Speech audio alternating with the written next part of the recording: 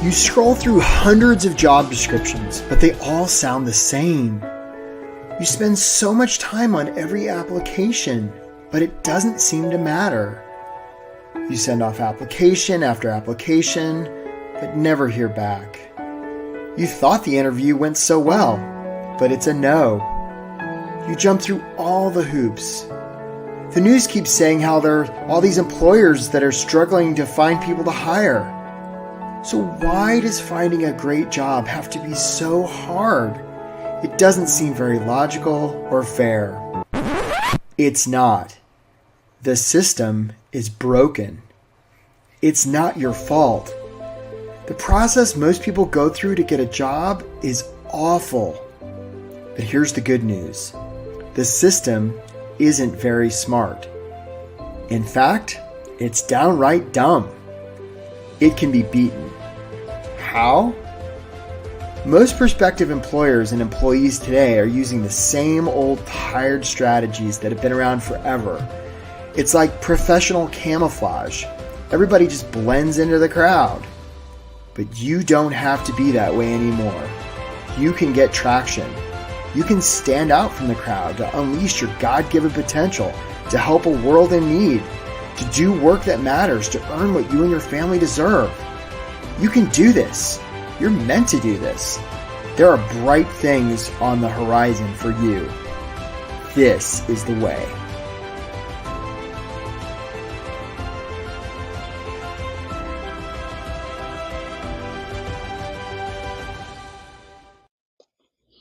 Hey there, welcome to the workshop. Get hired fast without settling, getting ignored, or losing hope, so that you can do work that matters and earn what you and your family deserve.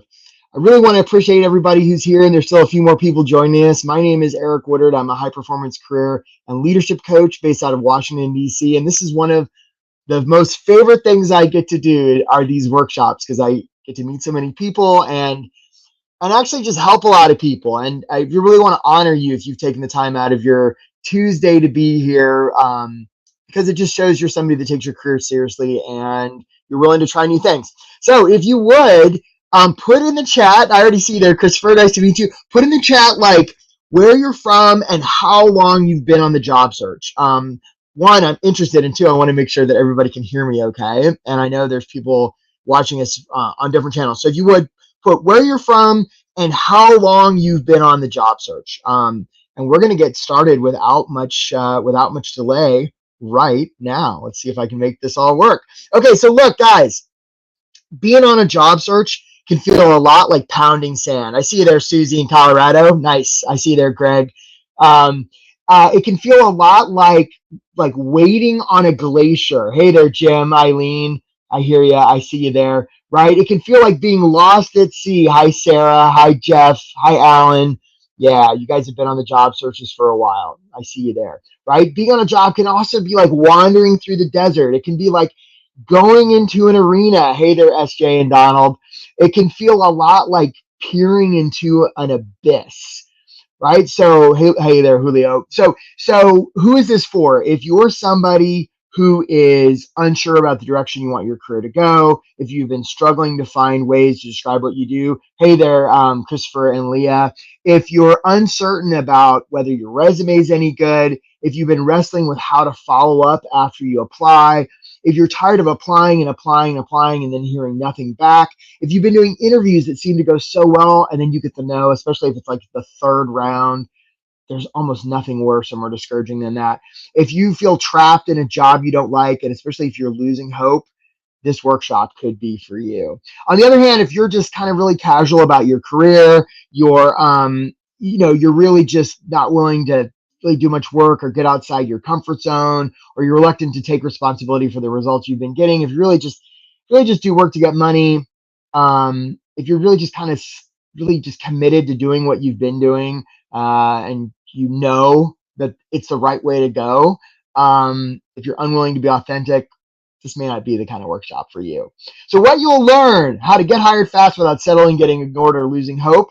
I'm going to offer you 3 strategies and 8 tactics today that a lot of my clients are using to get hired fast. A lot of people who've watched this workshop before you have used to get hired fast, and you can use these too. So just to give you a quick preview of what we're going to do here, I'm going to tell you just a little bit about myself. Then I'm going to offer you the 3 strategies, the 8 tactics. I've got an invitation for you if I don't forget to offer it. And then we're going to take Q&A. So the way this works is as we go, there's a little bit of a delay between when you enter stuff in the comments and when I see it. But I'm going to do my very best to see questions you ask. And if I miss anything, you'll have a chance to ask it at the end. Ready to get started? Here we go. Okay, so who is this guy and why does he think he can help me find a job?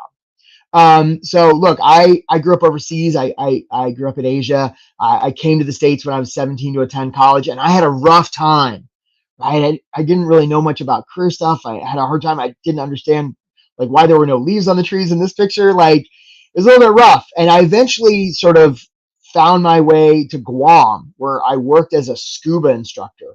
And this was after transferring college 7 times. So I transferred college 7 times, and I wound up as a scuba instructor on Guam, and that was pretty cool, right? I swam with the fish, and there were it was sunny, and it was great, and my brain got really spongy. So after a while, I figured, man, I got to pull it together with this career stuff. So I figured, what would be the most prestigious, coolest job I could ever have? And I thought, well, that must be something like the White House.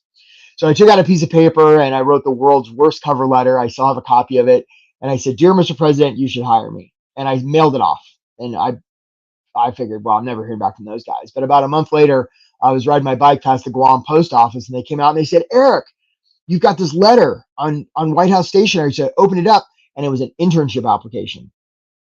Now, I didn't know what the hell an internship was, but I was really good at filling out applications because I transferred so many times. So I filled it out, sent it in, figured I'd never hear anything around it, but at least I still had the cool envelope.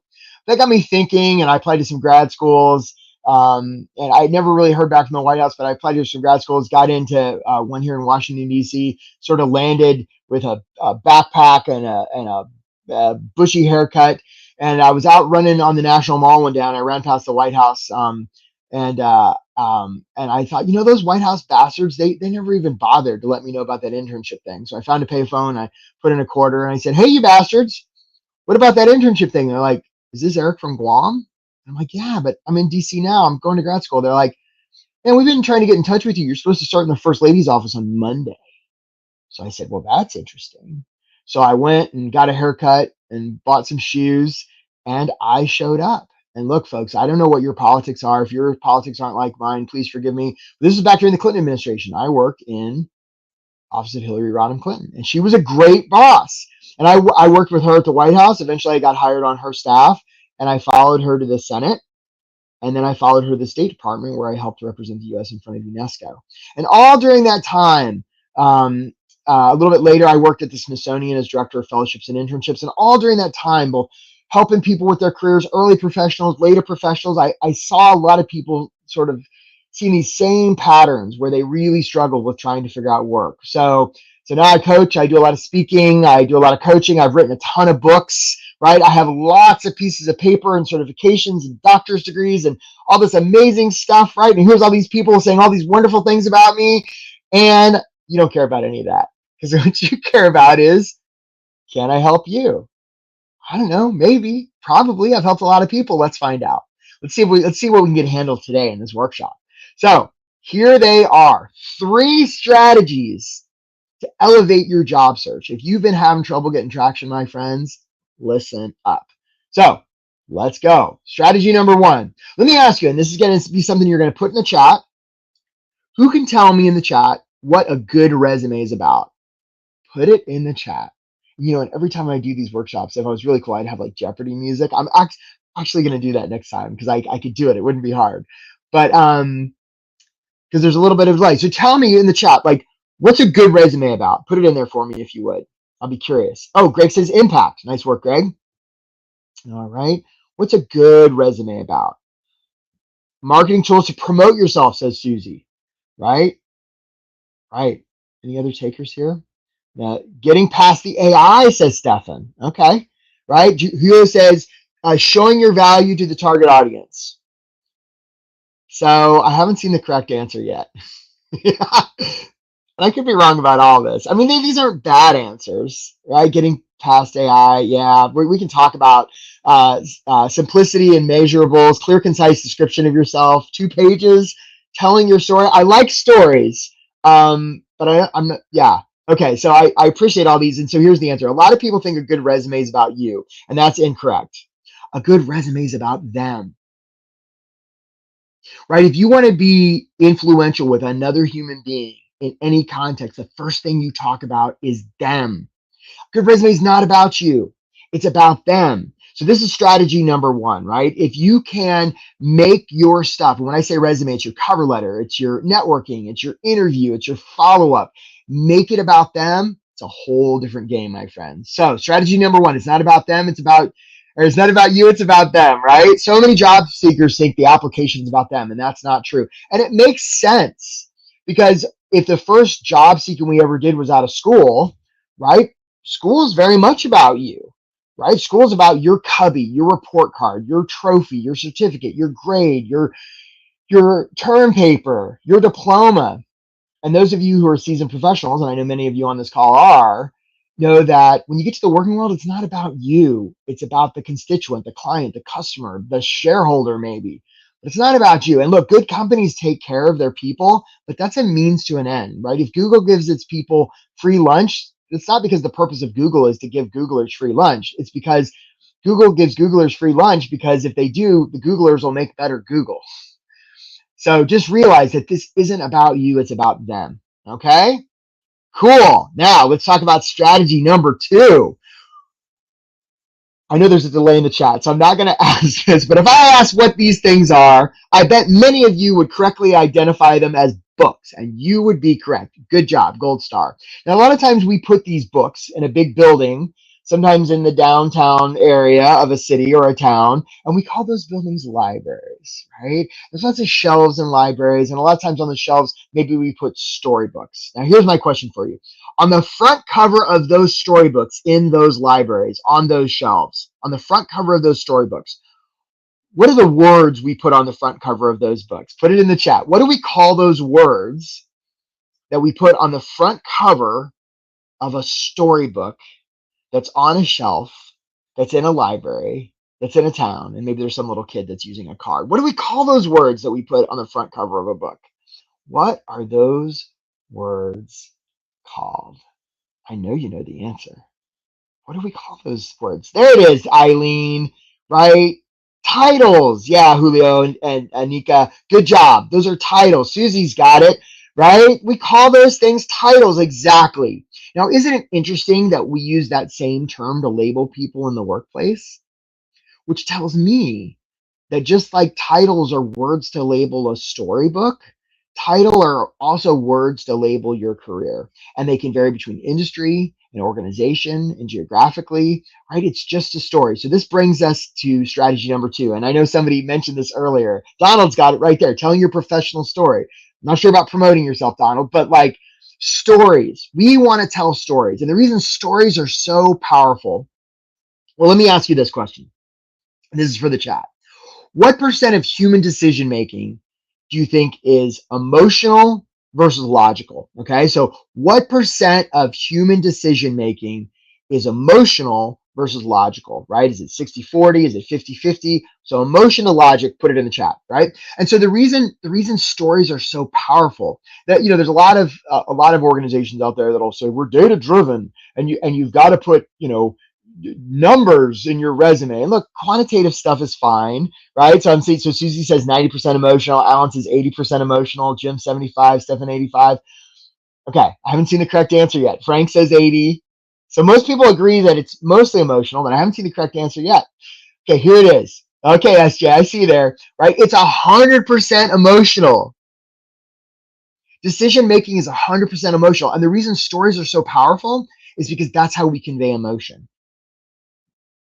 And that's why, and our capacity to handle emotion is so much greater. If I asked you what your phone number was on your 5th birthday, like there's going to be a few of you that I remember. There you go, Anika, right? A few of you are like, I remember it, but almost all of you are going to remember how you feel on your 5th birthday, right? Stories are emotional. And the reason we know emotions are 100% of decision making is back in the 1800s when some poor guy got a railroad spike through his head or something and it destroyed his limbic system. They're fine, which is the part of the brain that does emotion, is fine, no problem, function fine, except the one thing was couldn't make a single decision, couldn't decide which piece of food to eat first or which sock to put on. That's the debilitating part. Now, we'll rationalize the decision based on logic once we've made the original decision based on emotion, but the original decision is always emotional, which means that if you're trying to get decision makers to hire you, you want to use emotion. And the way you use emotion in your stuff is through stories, lots and lots of stories. Stories beat data every day of the week and twice on Sunday. And I know it's very, very in vogue for people to say, we're data driven. No, you're not. Nobody is, right? If you're a human, you base your decisions based on emotion, I would humbly suggest. Okay, so a lot of times job seekers try and rely on the facts. Facts are fine. Emotions and stories are so much more powerful, right? You want to make your application a story. And realize that the title you put on your career is just a story. So notice I'm about to tell a story. One time I had an applicant to a program. This happened to be an internship program. Her name was Maggie. And I was going through all these resumes and cover letters and stuff, and they're all the same. And then there was Maggie's stuff. And she wrote how the summer before she'd been in a terrible car accident and her arm had been severed. I felt so bad, right? I was like, what a story. So we accepted her. She walked in the first day of the internship, 2 arms. Now, her one arm had been bandaged from where it had been partially severed and reattached, and she was doing a little physical therapy to get function back. Now, was I mad? Of course not. I was so glad she had both her arms. And I remember that story to this day. That's the power of stories. And that was a long time ago, folks, like 20, 30 years ago. Okay? So stories. Make sure you're using stories in your stuff. Okay. Who knows who this is? Put it in the chat. Who is this guy right here? He likes to feed like tuna salad to llamas. He likes his bicycle. He likes ligers, right? He's also got skills, especially in the martial arts. Who is this guy? Who knows? Put it in the chat. I'd be curious. Thank you, Anika. Right? Really? Susie says no clue, right? Thank you, SJ. This is Napoleon Dynamite, right? And those of you who haven't seen this movie, I don't want to ruin it for you. Well, first of all, go watch the movie, obviously. But for those of you who haven't seen it, right, here's the scene, right? Napoleon's a high school kid. He sort of beats to a different drummer. And he's in this situation where he's put on stage in front of the entire student body, and he's got to do a dance performance, like without really preparing. He gets his music to the sound booth, and they start playing the music, and this kid's got to do a dance routine. So Napoleon, just get your own thoughts, right? Let's get it. Like, right? He just lets it hang out on this dance routine. I mean, it's the craziest damn thing you've ever seen. I mean, it's just wild. Like, like not literally, but metaphorically opens the kimono. He just lets it all hang out, right? And when he's done, the student body's in complete silence. And then they break into wild applause. And the reason it's so fantastic is it's so authentic, right? Jamie Kern Lima, the founder of It Cosmetics, says everybody's a good dancer if they commit fully. And she's so right, right? Authenticity is the golden coin of the realm. And it's also the third strategy I would impart to you today, right? You want to be authentic. People are going to hire you because of who you are, not in spite of it. So this could be challenging for some of you. Those of you who are like taking off the dates of your graduation because you're hiding your age, stop doing that. It's really clear what you're doing. And look, there's one reason they're going to hire you, by the way. Just one. And it's not your skills, it's not your experience, it's that they trust you. And the most powerful way to ruin trust is to show distrust. And when you hide who you are, you're basically saying, employer, I want you to trust me, but I don't trust you. That doesn't work, friends. So you want to be authentic. You want to put more, and this is where, again, with AI and stuff, AI is great for some things, and the more robotic, the more artificial your resume is, the less effective it's going to be, right? People are going to hire you because guess who people hire? Humans hire humans. Humans don't hire robots. And by the way, those of you who are worried about ATS systems, robots don't hire humans either. Humans hire humans, right? I'm sure many of you have questions, which we'll get to. Okay, humans hire humans. So you want to show evidence through stories, through making it about them, that you're a human, right? So many try and be perfect, right? Humans hire humans. If you don't say the word proficient, then don't say you're proficient in Microsoft Office on your resume, because that's just weird, right? Stop doing that. You want to be human. You want to be relatable. That's who people hire. Perfect example. Notice I'm telling you another story. One time I had two resumes. One guy, Tom, told me he played the trumpet. The other guy didn't. Who did I hire? Hire Tom, because at least he played the trumpet. That's human. Humans play musical instruments. So if you don't have evidence on your resume and your stuff that you're human, it's bad. Another perfect example. One time, Nina, I was working with Nina on her career stuff, and we were working on her resume. And I said, Nina, what do you like to do for fun? And she sort of hemmed and hawed. And finally, I got out of Nina that she had a pen collection. Well, I'm like, that's super freaking weird. We got to put that on there. She's like, no. So finally, I get her to put on there that she has a pen collection. I hear from her a month later that she went in for the interview.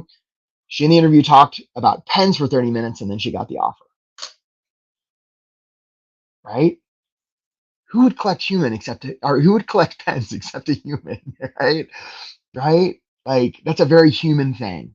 So you want to give evidence that you're a human. It's really important, right? Authenticity is your superpower. Heck yeah. Okay. So how do you put all of this to work, right? These three strategies: make it about them, tell stories, and be authentic. How do you operationalize this? How do you actually bring this to life? Funny you should ask. That's what we're going to talk about right now with 8 tactics. Tactic number 1, it's hard to hit a blurry target. I talk to a lot of people trying to figure out their career stuff, and I'll say, well, how much money do you want to make? They're like, I don't know. What do you want to do? Well, I want to help people. I'm like, that's beautiful, and that's super freaking vague, right? What this boils down to is a thing called the reticular activating system. And what that means is our brain will actually see stuff that we tell it to see. And if we don't tell it to see it, it will actually not see it. So for example, those of you watching this webinar, and if you're watching this on the replay, by the way, nice work. We recognize you too, but those of you who are here live and the replay, look around the room right now and find something red. I'm doing it too. Now, I bet you didn't notice that before because you weren't telling your brain to see red. Same thing with a new car, right? You go and buy a new car and you drive off a lot. You're like, nobody's got this car. I've never seen this car. And on the drive home, you see it 5 times. So if we're not really clear with what we're telling our brain to notice, it won't notice it. We'll miss it. That's why specificity in your job search matters. What do you want to do? Yeah, you want to help people. That's beautiful. Who do you want to help? How do you want to help them? Where? When? Specificity really matters, okay? So you want to have clarity. Many don't have that, and it kills them in their job search. It's not just good, it's vital. If you don't have clarity and specificity, right? If you don't know how you can make the world better, then how will a potential employer know that? Okay. So there's a reason when NASCAR drivers drive 500 miles in a circle that they tend not to look at the outer wall, because that's where their car will go. And it's the same thing with a job search. If you don't have clarity about where you're looking, it won't work. All right. Okay, so this is one for the chat. If I went to the store and I bought this, what would I be buying? Put it in the chat, right? If I went to the store and I bought one of these, what would I be buying? Okay, Diet Coke break for me. Thank you very much. But what would I be buying if I went to the store and bought this? Put it in the chat, please.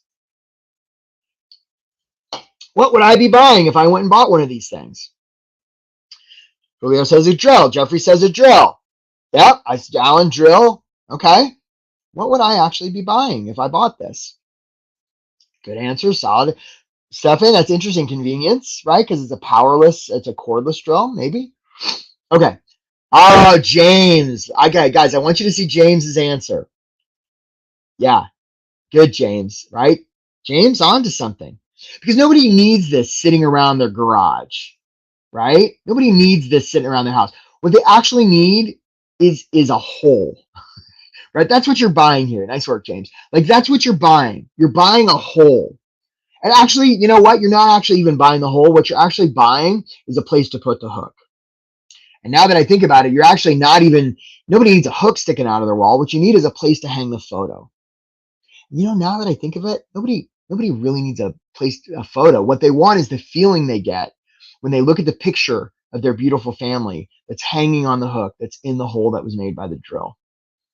And this is the kind of specificity you want to get to when we're applying, right? So first of all, most people aren't even making it about the employer, right? They're making it all about them. So stop doing that. And when you do make it about the employer, what you want, and this is our next tactic, is you want to get really clear on what they look up at the ceiling at night when they're going to sleep and what's keeping them up. If you can make the employer feel seen, heard, and understood through the narratives you give them, game changer. Because what they're really worried is, can we trust the person we're going to hire to do the thing that we need help with? That's it, right? So yeah, it's buying a result, but the result is the thing that they really care about, right? That's what we're after. Okay, so you want to it's worth the time to do it before you apply to anything. Just get really clear about what makes them tick, what keeps them up at night.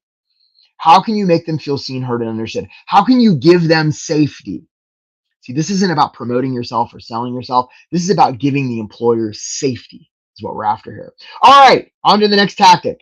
This is my resume. It's like the kitchen sink of all resumes, right? And everybody's got an opinion about resumes, right? And anybody that tells you there's one way to do a resume, like, don't listen to them, right? This is all more than art more than science. And there are some things that make your resumes, your cover letters better than others, right? The paper. One main thing is you don't want your resume and your cover letters look like everybody else's. So those of you who are using templates or using software, it's something to be aware of. You want your resume to be different. You want to be outstanding, right? That's what we're after here. So you want your paper to be on point. And this is tactic number 3, right? If your stuff looks like everybody else, it's professional camouflage. And by the way, when it comes to cover letters, here's a fun exercise. Look at your cover letter and count the number of times you say I or me in your cover letter. If your cover letter is like most, it maybe says you once in the last line when you say thank you, if that. An opportunity is see if you can get at least as many yous as you can I's and me's in your cover letter. Because guess what? A good cover letter isn't about you either, my friends. Good cover letter is about them. All right? So realize that the paper you send is a communication piece. Who you send it, how you send it, when you send it, where you send it. It's a communication piece, right? And so you want to communicate with an employer in a way they cannot ignore. Cool. So for instance, those of you resumes, did you have hyperlinks in your resumes? Folks, it's 2024, right? Why don't you have hyperlinks in your resumes? It takes you 2 seconds. And they might not click those hyperlinks, but it shows that you know how to use technology, that you know how to think 4-dimensionally, that you think out of the box. So there you go. If you get nothing else from this workshop, you'll get that. And there's so much more to come. Okay, we're on to tactic number 4. You guys are doing great. So if an application is submitted and there's no follow-up, does it even make a sound? I would suggest not. How many of you are just sending in applications and then being like, Hope I hear back. Stop doing that, right? It's an opportunity. Follow up, because you could tell the employer, yeah, I have initiative and I know how to get things done, or you could show them. I have a couple stories on this. There's a realtor, a guy named Ryan Serhant, who um, he um, he prides himself on email. He's a realtor in New York City. He has a reality TV show, wrote a couple of books, but his big real estate firm in New York. But he prides himself on being responsive on email, except when people apply to work for his firm. Because when they do, they inevitably send a thank you message email. And Ryan writes in his book how he intentionally ignores those emails. Everybody else gets a quick answer, but not job applicants. He wants to see what's going to happen. So if they follow up again, and by the way, our follow up here is not just wanting to check in, really excited about the opportunity, because that's all about you. We don't want to follow up like that. We want to make the follow up about them. But assuming we're doing that and we're following up in a good way, Ryan waits till message number 2. And then if he gets message number 2, he sort of sends them something really disparaging, like kind of a flip off, right? And it's only when they email him a third time, like, he's okay, why don't you come in and talk? Because they're showing him that they want it. I could tell so many stories about this. So Susie says, how can you follow up if you don't know who the hiring manager is? It's not always on LinkedIn. Great question, Susie. And Susie, I'm going to ask a challenging question back to you, and I hope that's okay. And this is for all of you, by the way, because Susie asked a great question. Let's say the person you loved most in the world was going to die if you didn't find somebody's email within 3 hours. Could you do it? I bet you could. I bet you could. And if you couldn't find their email, I bet you could find a colleague's. You would figure out a way to get in touch with them. Now, look, you don't have to bring that level of energy and focus to every single job application, but there are ways to find people. There is software. There are tools. You can guess. And by the way, you don't even have to get the right hiring manager, because people love to correct other people. This is a technique, right? People love to correct other people, right? Yes lives in the land of no. So if I send a message to somebody and they're not the hiring manager and they're busy deleting email like we all are in 2024, they get a message, they're like, oh, what's this? And all of a sudden they read, this is somebody applying to Bob's job. What are they instantly going to do with that message? They're going to forward it to Bob. So you don't have to worry so much about getting the right person. You just have to speak up. And for those of you in the back of your mind are thinking, well, geez, isn't that pushy? Wait till a couple more tactics. We're going to get to that. Okay. I promise. Great question, Susie. Okay. So you want to follow up. It's not pushy, right? Initiative is rewarded. You want to people believe what you show them more than what you tell them. Okay. Jim asked, well, how do you make it about the employer? Okay. So Jim, I'm going to use you, Jim. All right. And Jim, I think you were the one that got, or no. But anyhow, you're here, Jim. So we'll use this. I don't know you, Jim, but this is how I could follow up with you if I was applying to a job. Hey, Jim, I really love having you here at the workshop. It's really helpful for me when I have people show up to this workshop, because they ask questions and it's easier for me to interact. And I just love giving these workshops. That's one way I could follow up, or I could follow up like this. Jim, I really want to acknowledge you for spending your valuable time to be at this workshop. It's just a demonstration that you care about your career and you are committed to earning what you and your family deserve. Now, notice in the first one, it was all about me. The second one, I made it all about Jim. And I don't know if Jim maybe can tell us, but I'm curious how he felt hearing one versus the other. And that was really quick on the fly. And so the opportunity is, when you follow up, make it about them. This isn't about you. You're not selling yourself. You're selling possibility for the employer. There's a big difference. Okay. So another example, this is Darren Hardy. He's a guy who published Success Magazine. He's exactly as you would picture, like redheaded white guy in a shiny suit. That's how he describes himself, right? And so apparently when people are trying to sell their house and the existing contract they have with a realtor expires, it goes on the MLS system and everybody knows about it. And so realtors will start to call that day and be like, hey, can I help you sell your house?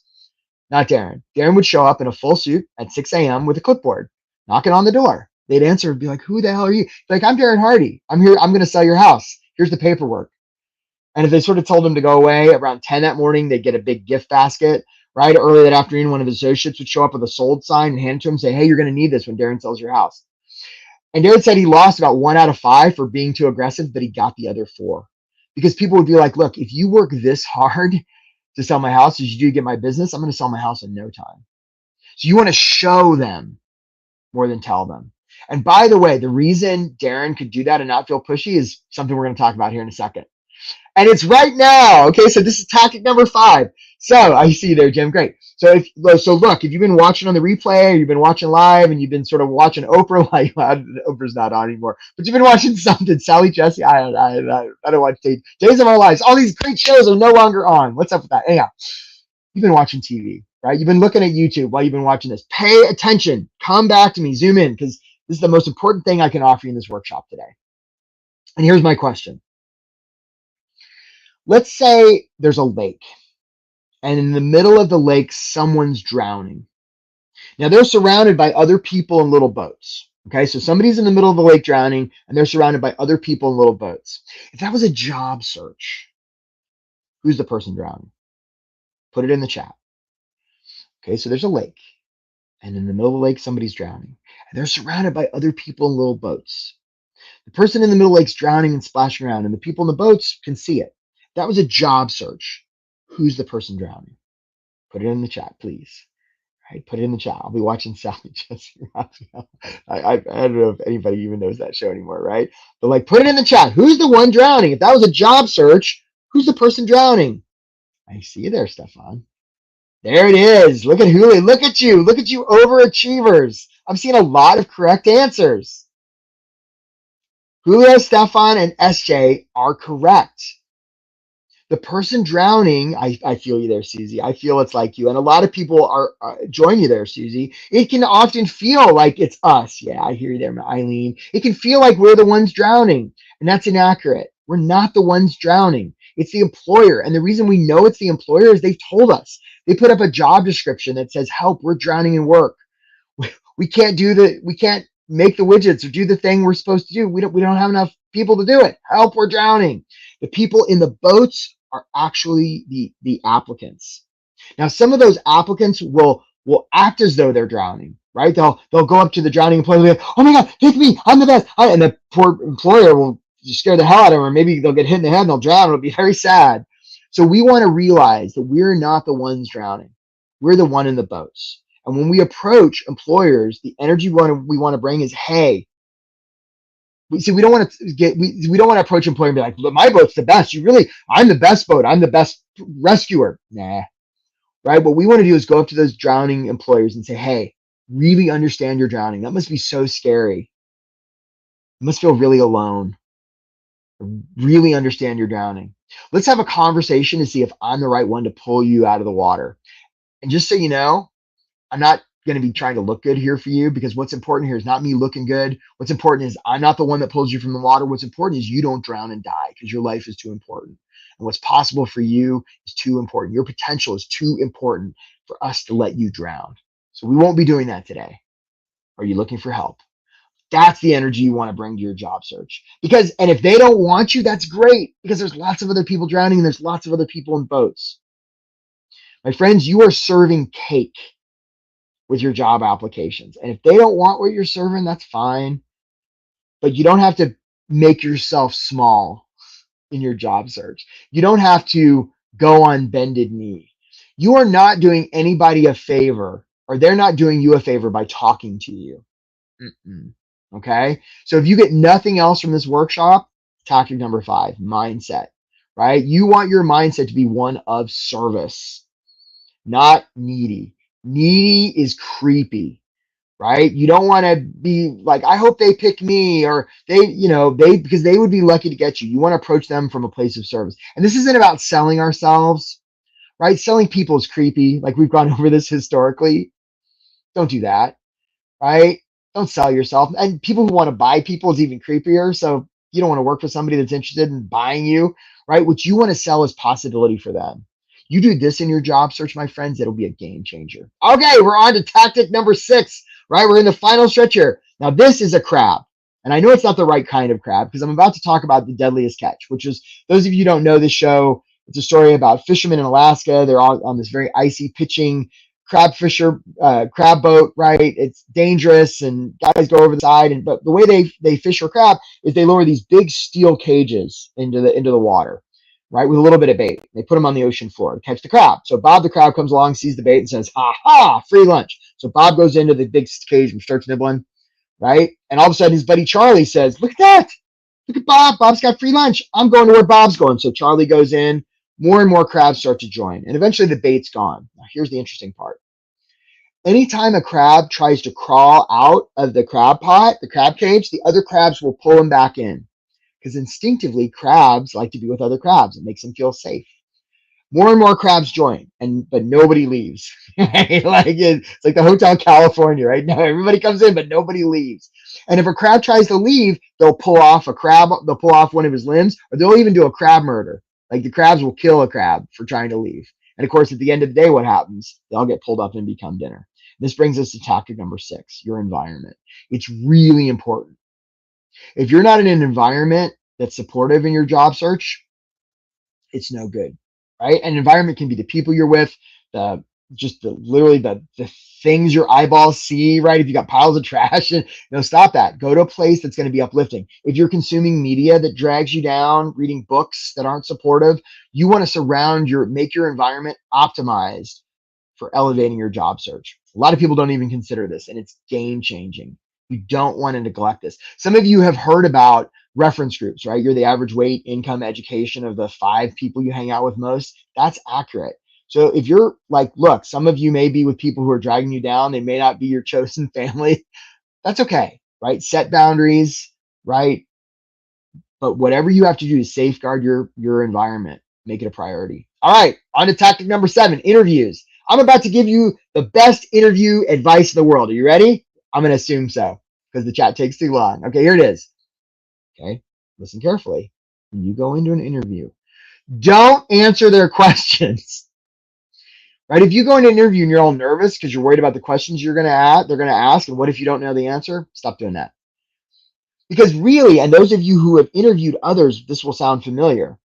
They're not really there to get information from you because they've already done that, right? They see your resume, they've talked to the screener, right? When you get to the hiring manager and they're asking you questions, they're not really asking questions to get information. What they're asking questions for is to get you to speak so they can get a sense of whether they can trust you.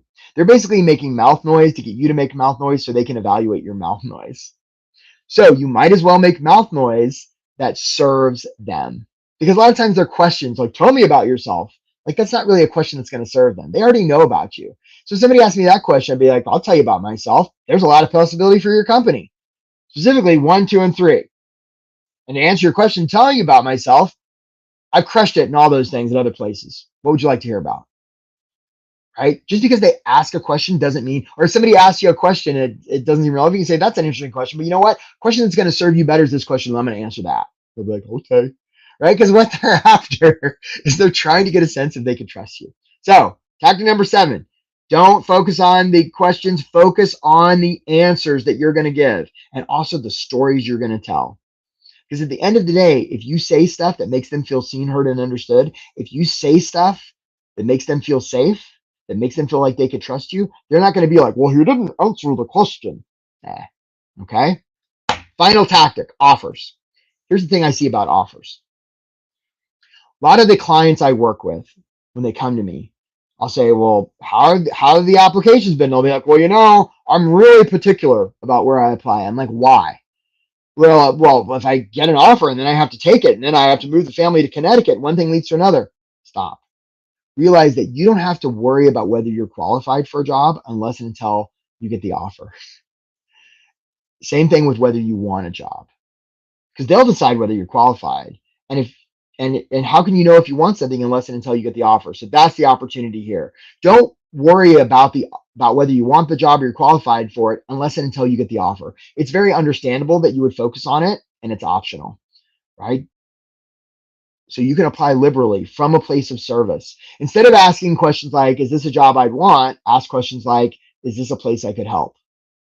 And so when you go into interviews or this whole process, you're coming from a place of service, right? You might get into something that you discover you like, or you might decide there's something you like that you don't, right? You never know. Okay.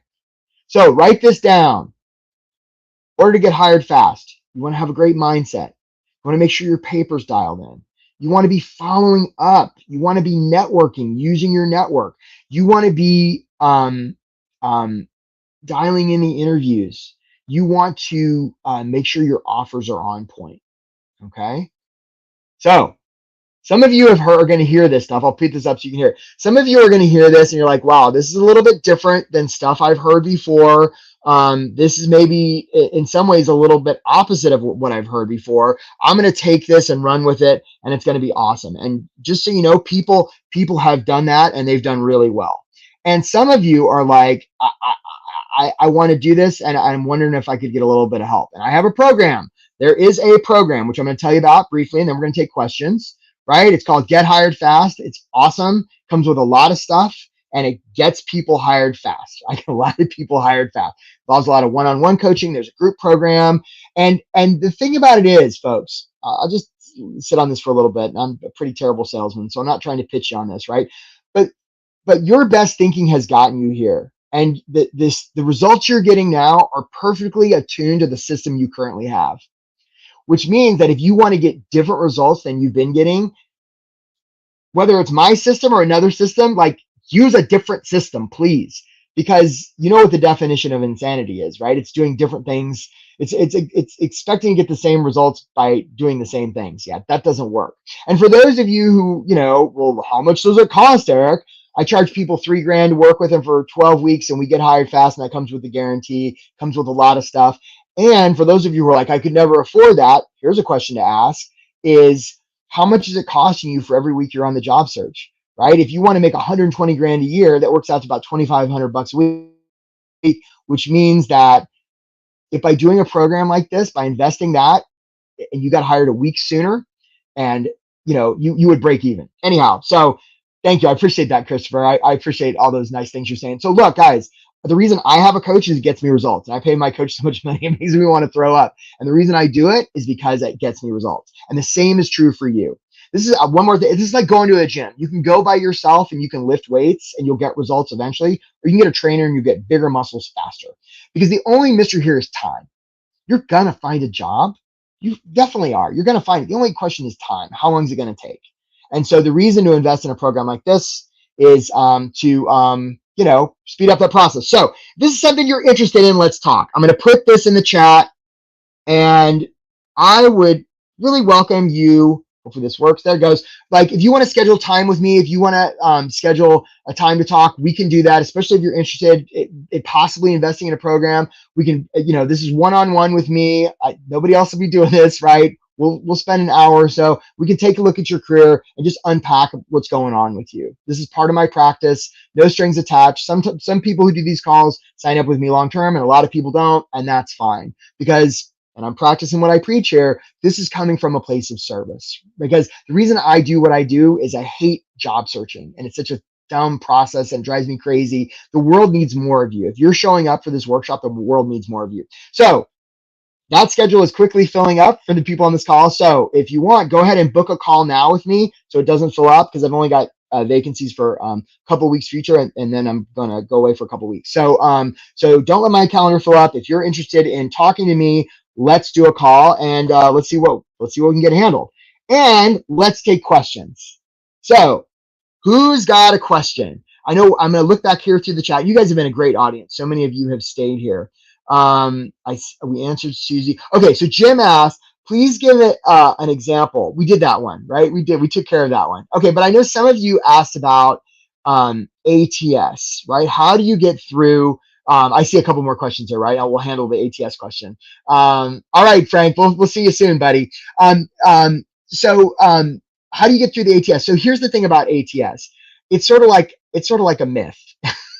Right, and everybody makes a big deal about it. Right? And look, the different companies have different systems whereby they use to organize their incoming applications. And yeah, sometimes there's computers that summarily, reply. It happens, and I don't care.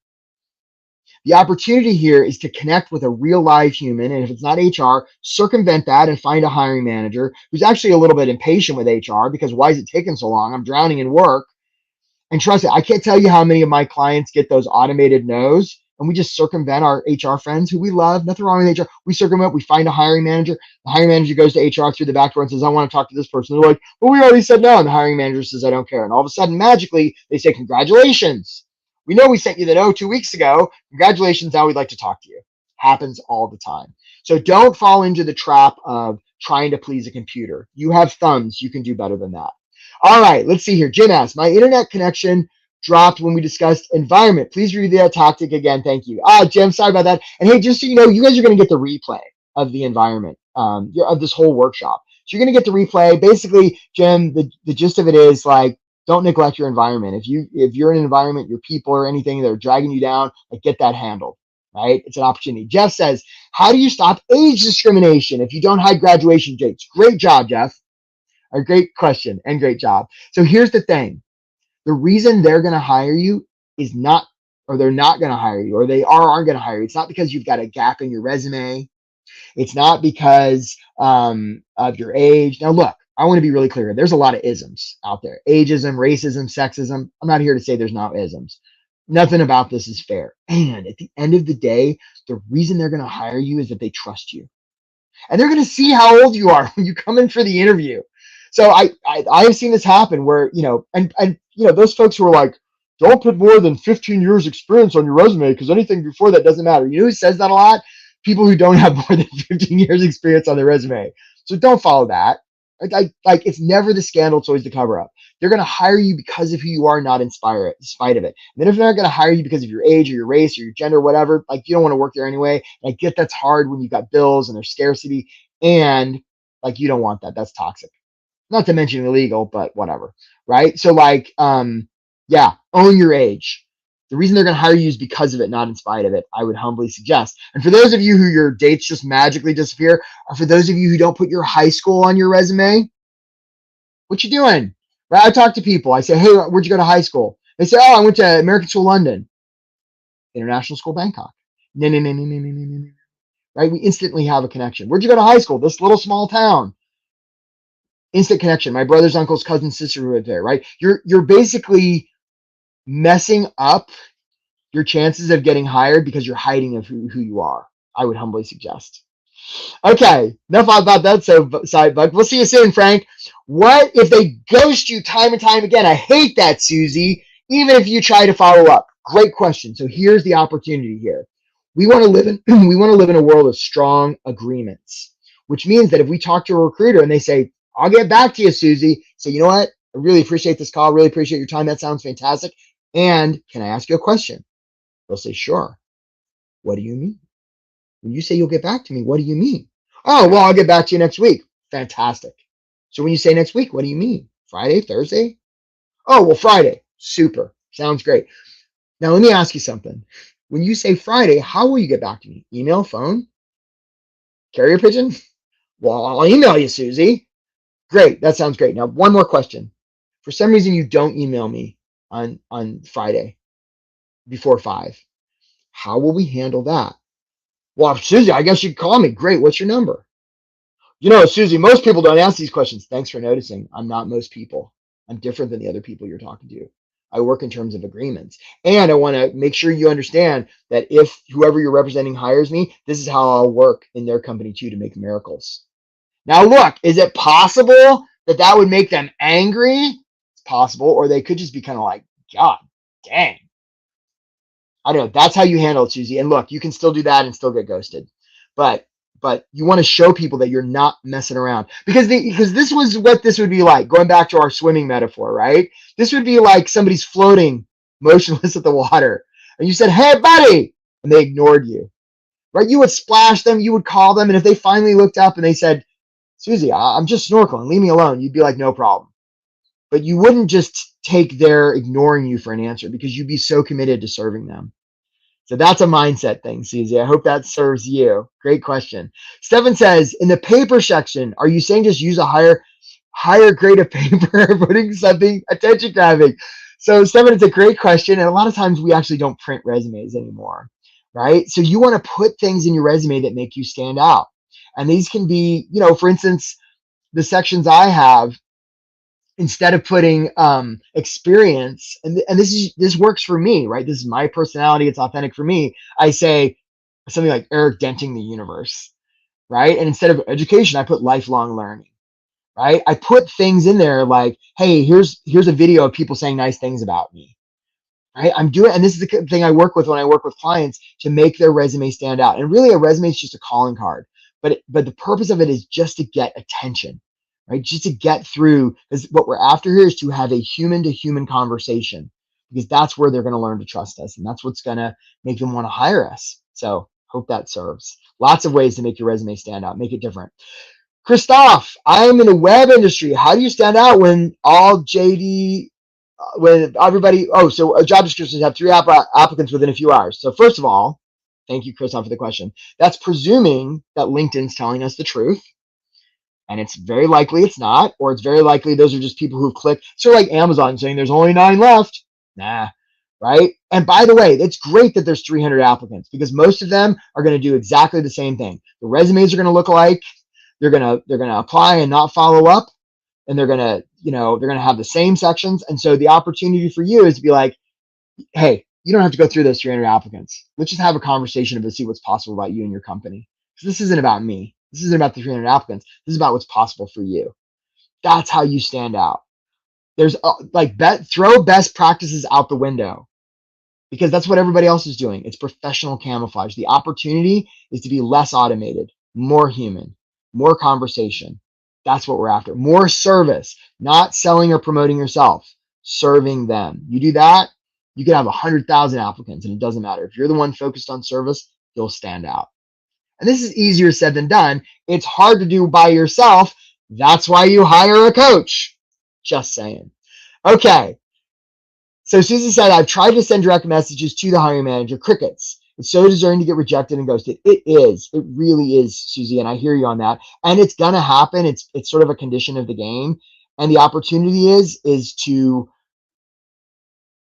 be assertive, right? We don't want to be aggressive. We don't want to be accommodating, but we want to be assertive. And if they don't want to hear from us after we follow up 3 times, that's okay. And that will be on them. It's not that we didn't try. And the way we can do that is we're not doing it to get something. We're not doing that because like we need a job. We don't need their job. We need money. We don't need their money.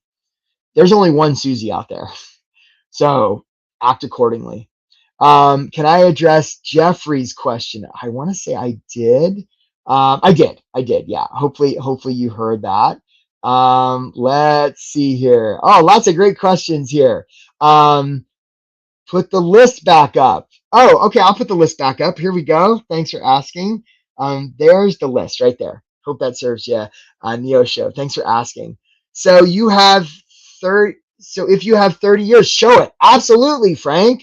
1,000,000%, because I can guarantee that during those 30 years, you've picked up some skills and you've seen some situations that are going to serve them. So why wouldn't you show it? Jim says on LinkedIn, it shows 100 applicants. That means it was viewed 100 times. Yeah, that's my suspicion too, Jim. That's what I think also. So look, you guys have been a great crowd. I can see how many of you are sticking with me here. Really want to acknowledge you for taking the time in your career. And again, to whatever extent you felt discouraged on this, job search, just please know you're gonna figure this out. And friends, you don't have to do it alone. I'm putting this link in the chat one more time.